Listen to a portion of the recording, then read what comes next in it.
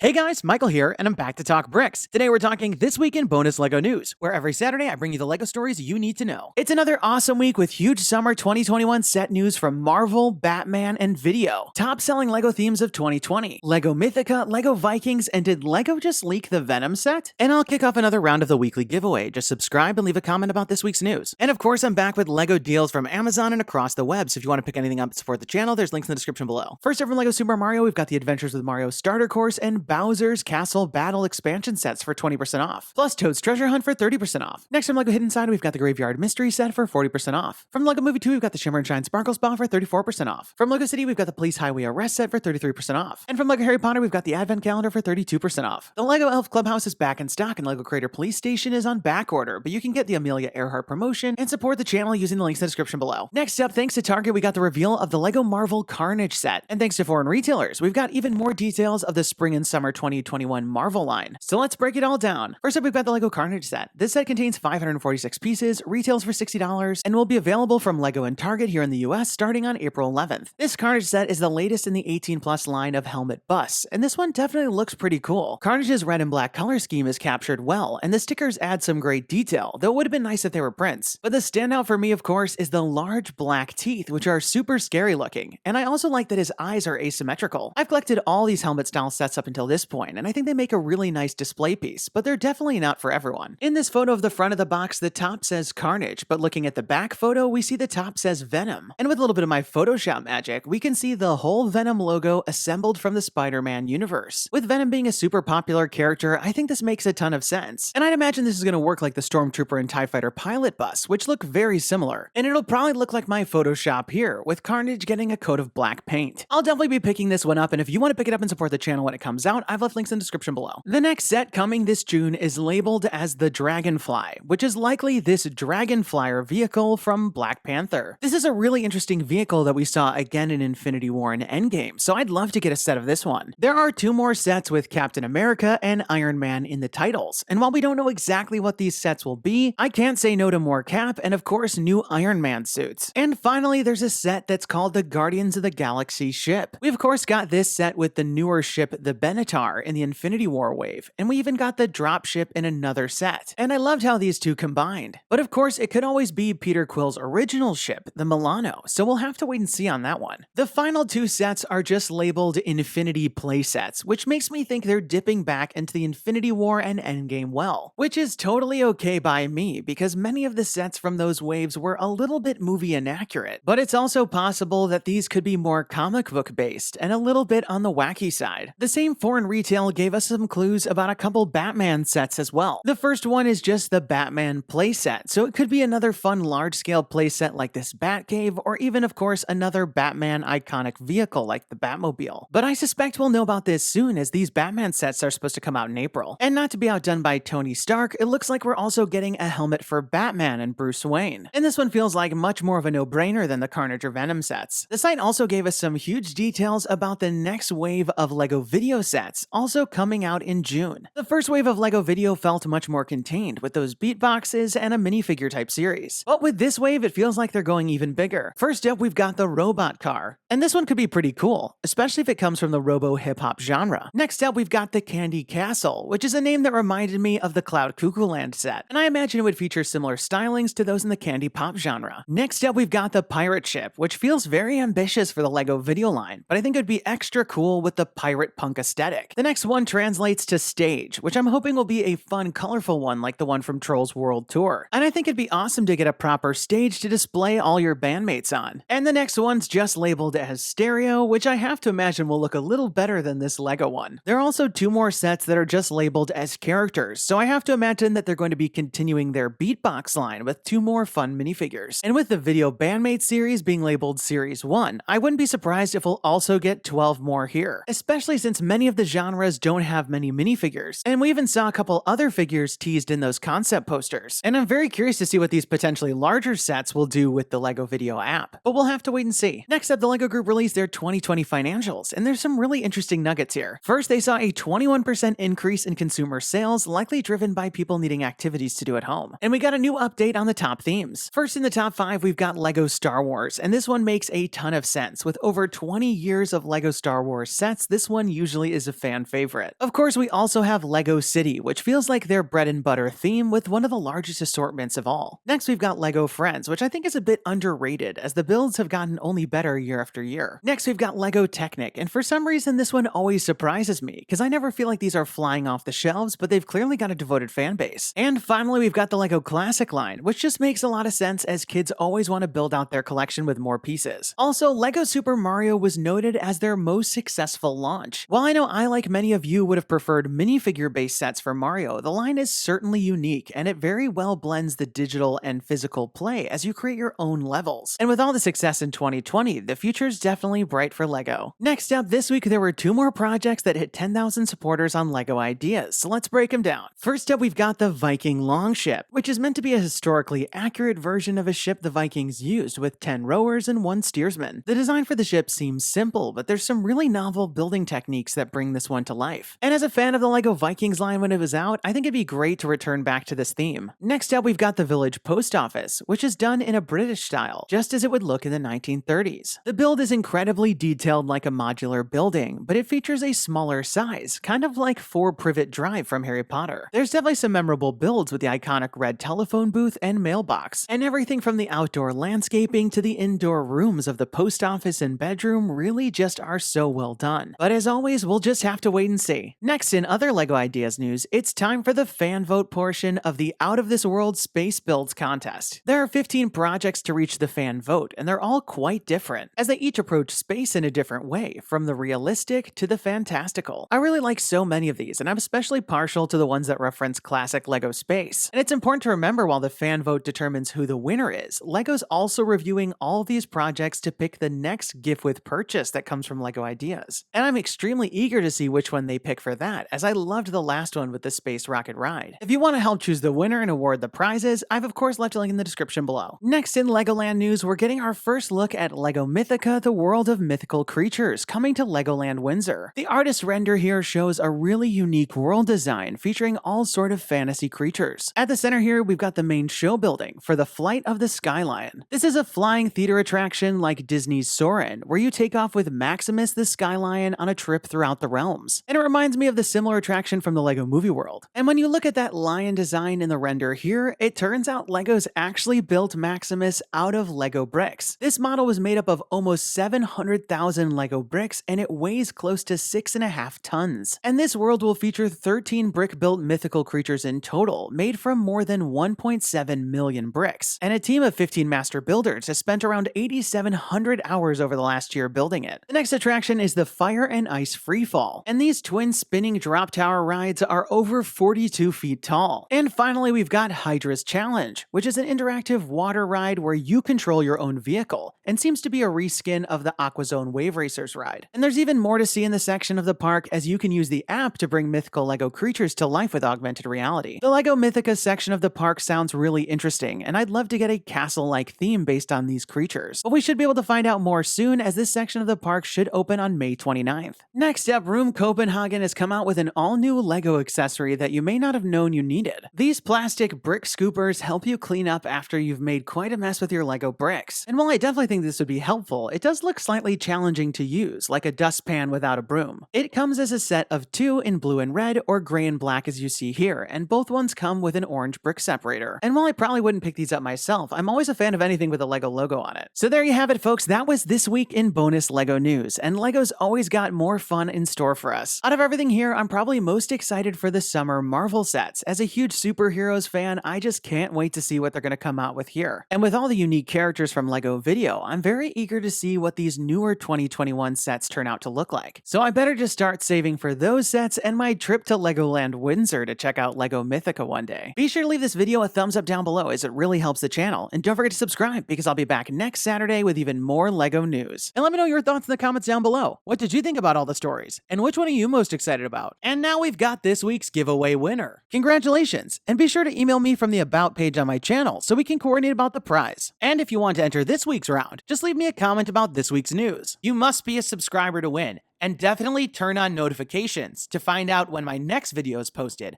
because I'll be announcing the winners at the end of some of the videos. That's all the time we've got for today. Thanks, and have a good one. Hey guys, Michael here. Click to watch last week's video featuring LEGO Winnie the Pooh, LEGO The Office, and more LEGO Marvel, and don't forget to subscribe.